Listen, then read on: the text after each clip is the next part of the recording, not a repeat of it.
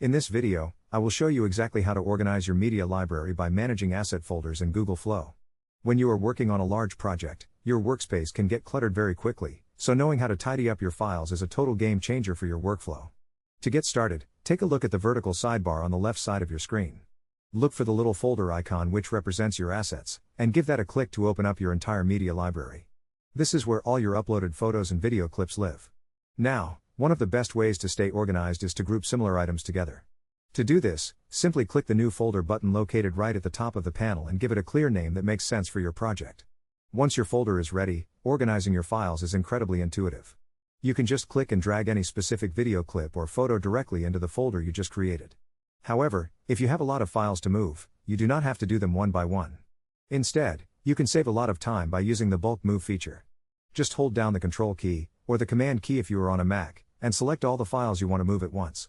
After they are selected, click on the three little dots to open the Options menu and choose the Move to Folder command.